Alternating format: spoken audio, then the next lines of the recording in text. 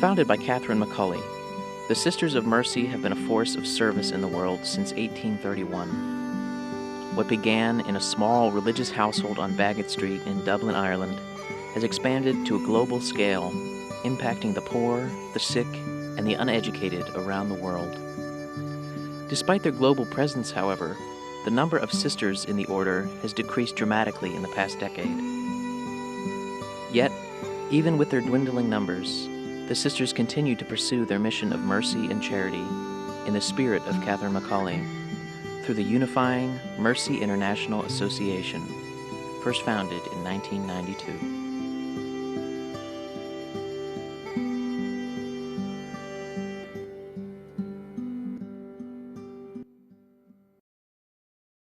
Mercy International Association is in effect an association of the Mercy family around the world.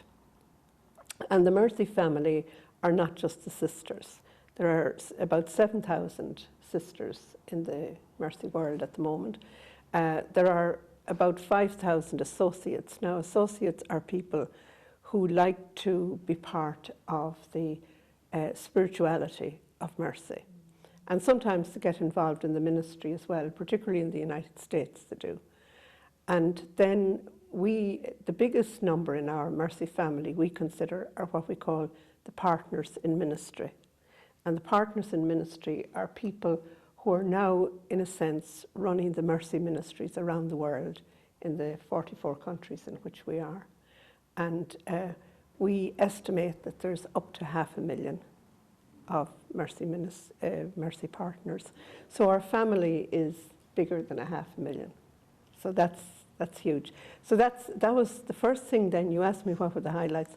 The first thing was in that vision was that we recognized that having that much Mercy energy around the world, the time had come for us, who were now a globalized entity, to ask ourselves what responsibility did that put on us as a global, in the global sense.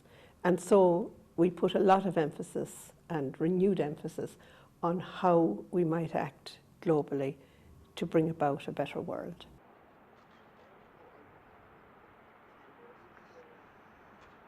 The Mercy International Centre, where you are here now, this building is part of the whole complex, was one of our communities here in Dublin, community houses, and it was a special one because it was the place where Catherine McCauley and her companions started the whole congregation. But it belonged to the Dublin sisters, and it really was, if you like, a private house by and large to the Dublin sisters over the years until 1990s. When the leaders of the Dublin sisters began to explore the interest of other congregations, other Mercy congregations throughout the world, whether it was America or Australia, New Zealand, or wherever that they were coming, what the interest was in if you like, inventing Baggot Street as a place of heritage and a place of retreat and a place of renewal and a place of looking again at what was our call and our task as Mercy women. So early in the 90s, an agreement was reached between the Dublin Sisters of Mercy and the leaders of about 7 or 8 other independent Mercy groupings throughout the world. And they came together and a formal relationship and formal transfer of ownership was made to all of these congregations here in 1994. And the building, not this building, but the building next to us was refurbished and relaunched in 1994. So it was a very great mark. After 1994, our house in Baggot Street became a home that belonged to every Sisters of Mercy, wherever. And that has really significant and a very rich and a very blessed development over the past 20 years, 21 years that it is now. Well, I first met the Sisters of Mercy when I was about 13 or 14 years old. I went in the hospital to have my tonsils out, and I met Sister Denise Carroll, who still had her Irish brogue. And she was a great storyteller. She came into my hospital room, and apparently this was a practice of the sisters. The Sisters of Mercy from Erie used to have the Du Bois Hospital. And it was a practice for them to go and visit their patients every night around 9 o'clock after the visitors had left. So she came in and she told me a story about this little boy that needed that was going to go to a class, and he got a bone stuck in his throat. And so his grandmother put a St. Benedict medal in a glass of water and just told him to sip the water, and the bone went out.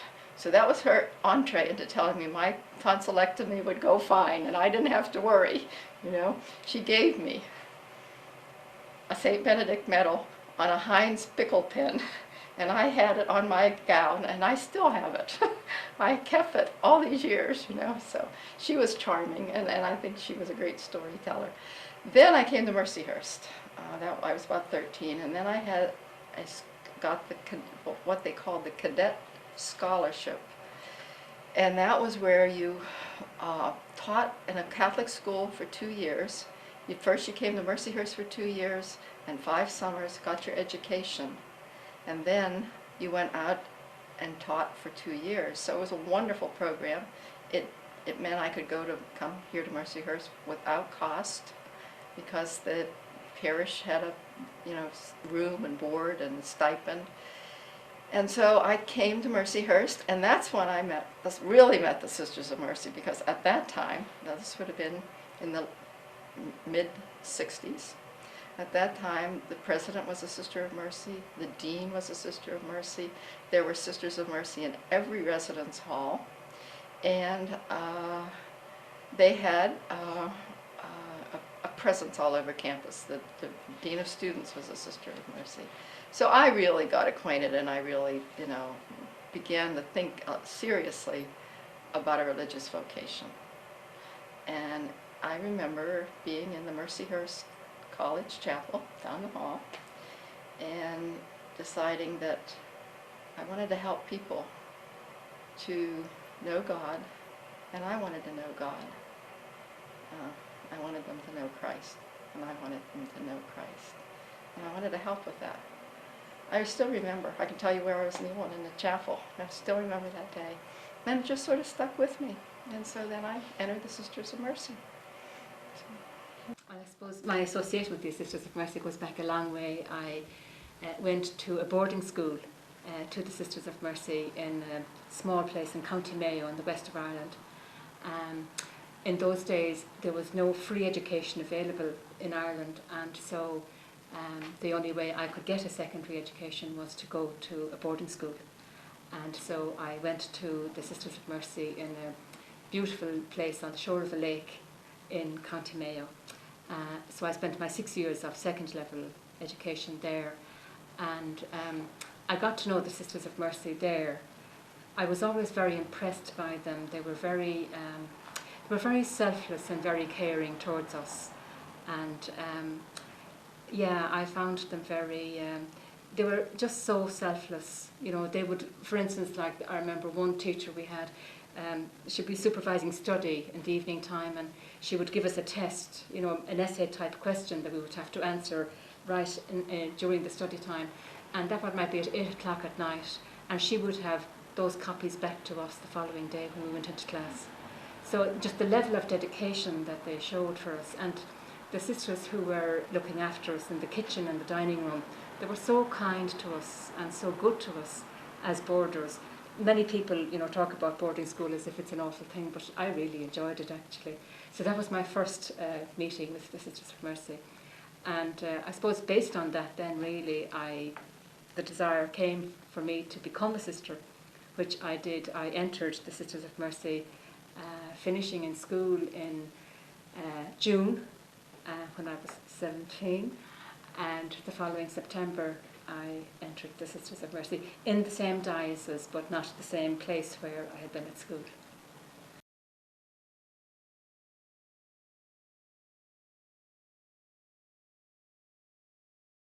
The question we fundamentally ask is, what can we do better together than any of us can do apart?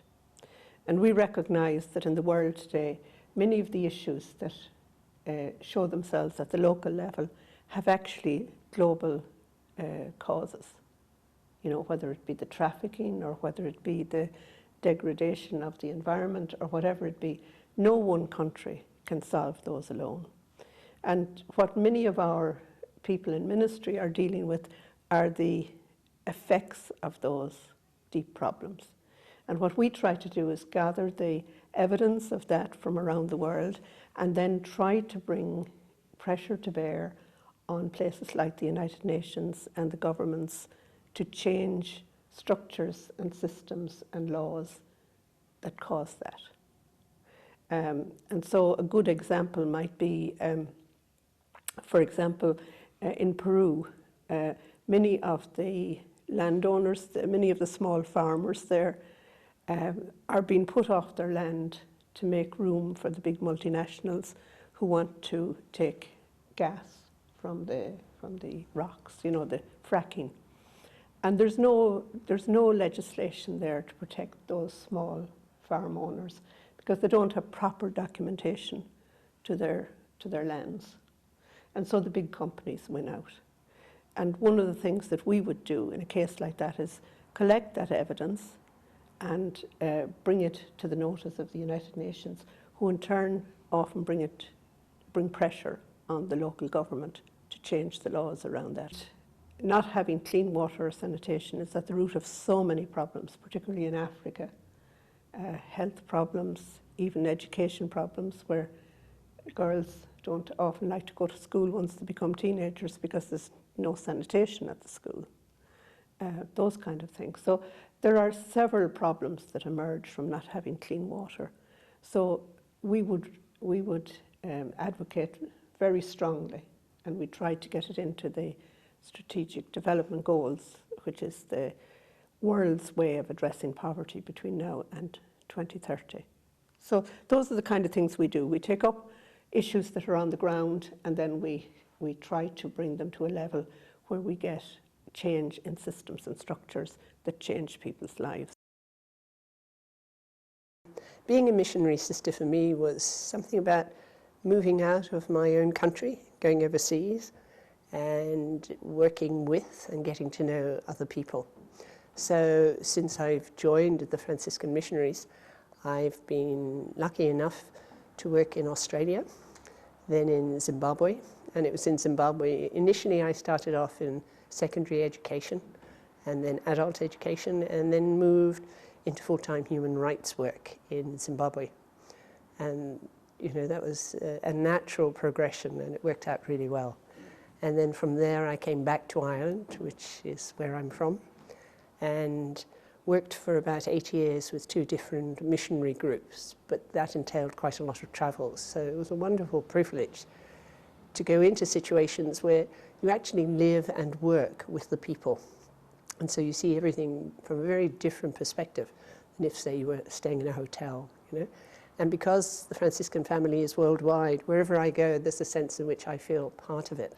Somehow or other, I ended up working in ministry with the Mercy Sisters, initially for a year with the Irish congregation on a campaign that was in terms of raising awareness about the exploitation of children.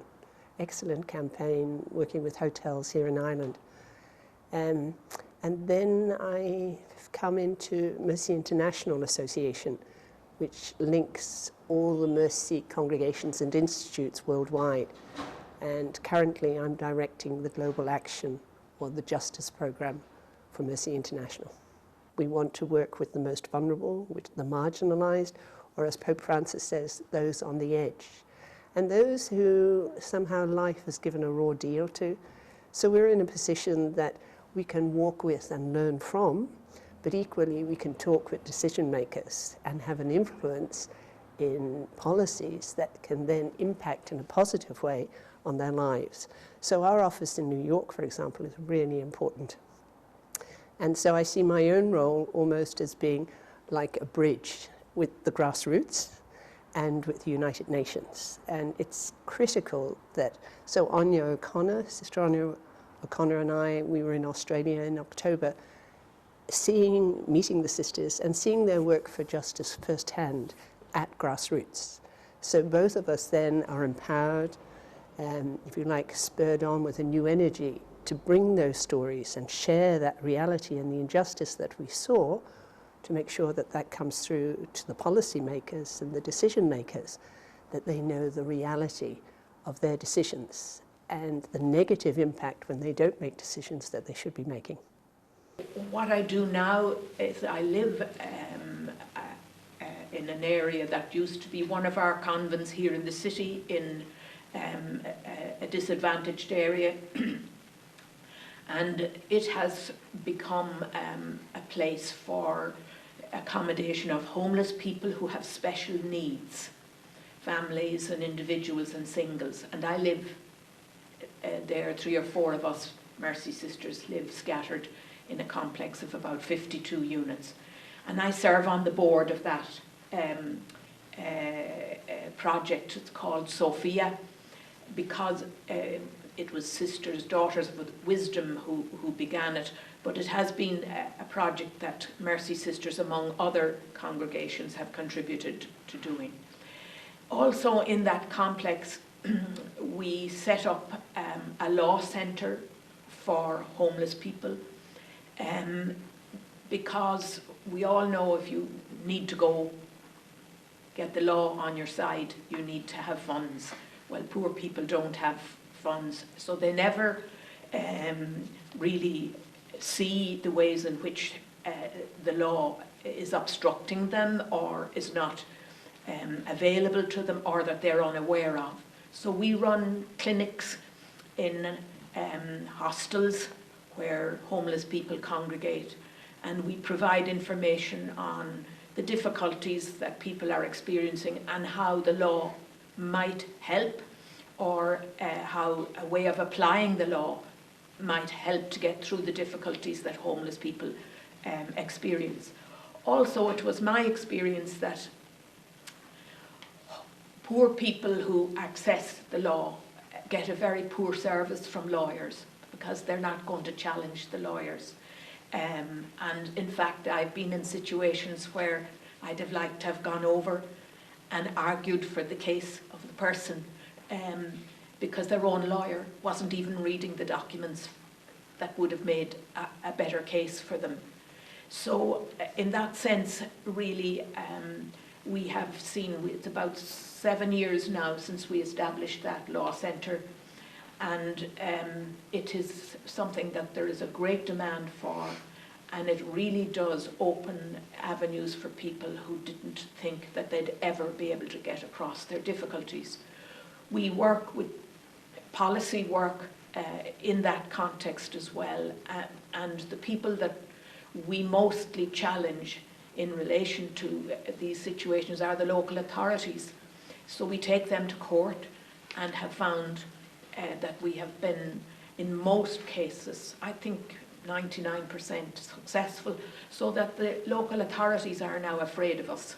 It's like, if I got a solicitor's letter, I might, shake in my boots a bit. Well, now the local authorities shake in their boots when they get, because they know that the arguments that we make for the clients that are having difficulty, where the local authorities refuse them access or dismiss their claims, or that kind of attitude to them, they know that they'll be challenged on it and it won't stand up in court. So they change their practice and change their policies and treat the people somewhat more.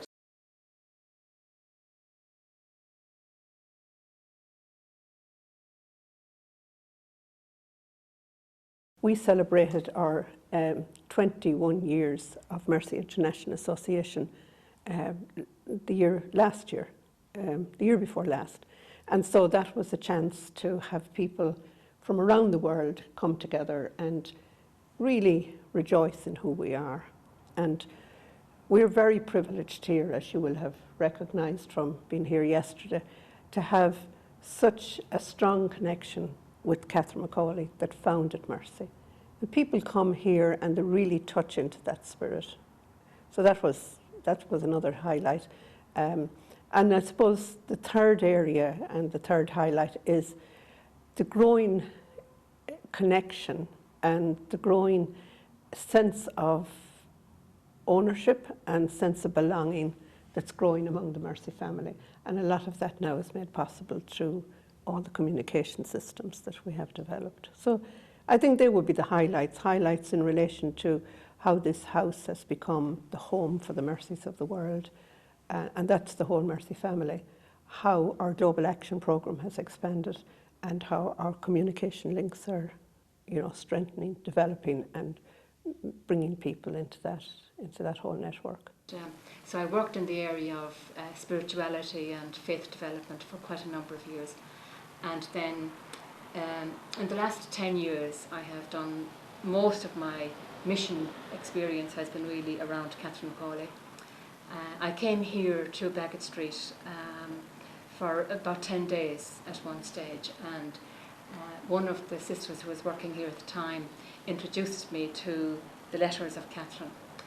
And subsequent to that I just began to read the letters, and this is the book of her letters, and it's a treasure trove. It's absolutely a wonderful, wonderful resource that we have. And I think basically what happened to me really was that I suppose you could nearly say I fell in love with Catherine, because her humanity and her warmth and everything comes through so much in her letters. And I really wanted to let other people know this wonderful person that we have in Catherine Macaulay. So a lot of the work I've done really in the last 10 years has been my main work really, to make Catherine known and loved. I think her letters are really important, and I really would encourage anybody who wants to get to know more about Catherine just to spend a bit of time with her letters. It's a treasure trove really of just her insight and her wisdom and her spirituality and her whole outlook on life really. Unfortunately, we don't have many letters that were written to her. Most of the ones we have are written that she wrote herself. So, for instance, you'd have a beautiful thing where she was talking at one stage about caring for the sick, and she wanted to ensure that this young sister who was very ill and she was being asked, she wanted to move out of here to a place near the sea where she'd have a change of air. And Catherine was writing to the person who was going to be in charge of her a few miles off the road near the sea. And the most beautiful thing, she gave instructions for how to look after her. She says, her own niece was dying here at the time, and she said, my poor dying child requested I would be sent for. So even that tells us something of Catherine really. Her niece, she called her my poor dying child. And as she was quite anxious that I should remain to the end of the month with Sister Clare down in Cork, I concluded she was drawing near to the end and hastened back immediately. And then she goes on about this other young sister, and she says, Sister Sousa, for whom we're all particularly interested, is recommended sea air. I would be delighted to be any way instrumental in enabling her to go on in the state she prefers, in other words, to be a Sister of Mercy, which cannot be except some favourable change takes place in the state of her health. Will you, my dear, get the room our darling Catherine was in prepared for her and Sister Teresa Mary, and give her all the care you can for a little time? She is so gentle. It will be no difficult matter to please her. A little broiled meat, or whatever she tells you she can take. Not to get up till breakfast time, except you have Mass, and that she feels able, and not to go out except she likes to try a short walk. And then she finishes by saying, great tenderness of all things. So she's saying that whatever else you do, whatever care you take of this young woman who's sick, have great tenderness for her. So I think that tells us an awful lot about Catherine. And earlier on in that letter, it's a very short letter, she said, I am weary of all my travelling, and this morning I fell down the second flight of stairs. My side is quite sore, but if ever so well able, I could not leave my poor child. So, here's Catherine, weary of all her travelling, and she fell down the stairs out here and hurt her side. So we get that really kind of the warmth and the humanity and the care and the understanding of Catherine all summed up in that very short letter. So how can that be translated? Well, I think it can be translated very well, that we're all capable of having that tender care for another person, reaching out to another person with tenderness and care and compassion. And I think that's what Catherine was trying to do. So I think that translates across time, across generations. The dramatic decrease in sisters over the past decade has caused some to wonder whether the order will live on into the future. However, the remaining sisters in the order have a positive outlook on the future of mercy in the world. Yesterday I got a letter from Rich McCarty. Rich McCarty and Jim Snyder, Rich in religious studies and Jim in philosophy, took a group of students to Italy and Athens. And while they were in Athens, Rich actually, he wrote this to me, and I could tell him he's very moved, and when he went into the hotel, he said, he was very surprised that it did not look in very good condition, and it looked like it should have been a really elegant hotel. Well, they found out that they were in residence with Syrian refugees, Christians and Muslims, single people, people with families, with little children, and without any, service learning project or any planning or anything, the Mercyhurst students just reached out to those people, and they were particularly reaching out to the children. Now, Catherine McCauley cared particularly for women and children because they were the people that most in need in their time. But I thought, and Rich did too. He said, this is the mercy spirit. He said it was, and it really was spontaneous. It was, nothing was planned. They were singing songs with them. They were teaching them the alphabet. They were teaching them numbers. They were playing games with them. And the students took up, they took up about, I think, nearly $100 in euros in order to give to these people. And Rich said when they left, he said the people, the children were coming up and grabbing them by the legs and holding them, and they were hugging them, and he said there was hardly a dry eye among them when they left. And I thought, this is the mercy, this is mercy, and this is the mercy spirit, There's a definition of mercy by I think she's younger than I am, so she's a young theologian from up in New England, and she says, mercy is entering the chaos of another. And I thought that's really what they did. They entered the chaos of another. So I think part of life is that we're constantly and consistently exploring. And doubt is part of that. And sometimes darkness. And sometimes extraordinary pain from broken relationships or things that have gone hopelessly wrong, or we can all make huge mistakes, and having to live with that and make peace with ourselves and forgive ourselves and learn from in order to move on. So I think that's a process right through life. But I think particularly at a stage when we're just leaving home and we're possibly on our undergraduate course or moving into a career, they're very challenging moments. So my own experience, and from friends and cousins and nieces and so on, is to try and find a group of friends that share your values, and to have the freedom and the confidence, like if there's a chaplaincy at the university, that to slip in there sometimes and always find someone to talk to. We try and bottle things up. it can just get worse. And you know, in the middle of the night, we wake up at 3 o'clock in the morning, and it can be the darkest time. And so I think it's to always trust that you can speak to somebody.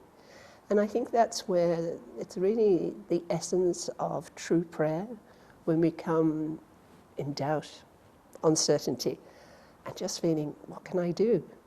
And I think just even taking 10 minutes a day to sit that time, or listen to nice music, or go for a walk, to tune into our true selves. You know, there is a danger. There's so much in the modern social communication. We can be consistently bombarded and looking and checking, and you know, but just to switch off and take time out and to find our true selves. So we find it with others. We find it in relationship, really loving relationships. We find it in family, but we find it also on our own. 20 years ago, when Mercy International was founded, there were 22,000 Sisters of Mercy in the world. There are now 7,000. You know, 25 years later, there's 7,000. 20 years from now, who knows? It'll probably be less than 1,000. Okay. So that's, statistically, that's about the sisters. But is there a need for mercy in our world today? Of course there is. Who's going to do it? The people who commit themselves to that kind of living. So what I'm talking about when I say, you know, it's a changing point, I'm talking about what we often refer to as the charism of mercy, which is the gift of mercy from God to the church and society. That's going to continue, please God. But fewer and fewer of the sisters are going to be responsible for that. And the change is that I think there are growing numbers of lay people, as I was referring to them, who recognise that this is a wonderful privilege and a wonderful responsibility to which they're being called. And I have the strongest belief that mercy will go forward into the future, but it won't go forward the way that we knew it 20 years ago. And that's where it's changing, you know. And every year we have a pilgrimage of young people here. I think one year we had people from Mercyhurst here. And the amazing thing is that when they get to know the story of Catherine Macaulay, when they get to know what inspired her, they get inspired by that.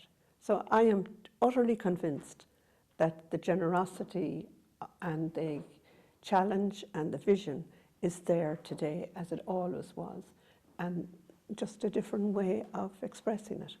So that's how I think mercy is changing. Not changing in the essence of what it's about, but changing in how it's been done and by whom it's been done. The thing is that it is a joy to be some way engaged with enabling the mercy of God to be real in our world. And the thought I just would like to share with you was something that's connected in your own history as well, because Francis Ward, who was a great friend of Catherine Macaulay, founded the first Mercy convent in the US in Pittsburgh. And that was in the 1840s, and in some short years after that, was it 1870 or so, they got as far as Mercyhurst and established mercy communities there, Frances Ward. Now, she went on to found other places, and she had founded several places here in Ireland, including Carlow. But when she was an old lady, she was in her 20s when Catherine died, maybe early 30s. But when 40 years later, she wrote a letter to one of her young companions, like you. She was Sister Gonzaga O'Brien, and I'm not sure really where she was living at the time. But they were talking about Catherine Macaulay, and this is what Frances Ward said to her. "You never knew her, Catherine. I knew her better than I have known anyone in my life. She was a woman of God, and God made her a woman of vision. She showed me what it means to be a sister of mercy. to see the world and its people in terms of God's love, to love everyone who needed love, to care for everyone who needed care. And now, her vision is driving me on, and she was in her 70s probably. It is a glorious thing to be a Sister of Mercy. That's way back in 1879, and she's in her 70s. And she's talking about this awareness, this inner driving force, which is that God loves our world. God loves every part, every person, especially where people are caught in pain or struggle, are abused or are meeting justice or poverty, and that includes our earth and our world. So I hope that there might be a few people to come after me who'll say it's a glorious thing to be a Sister of Mercy as well.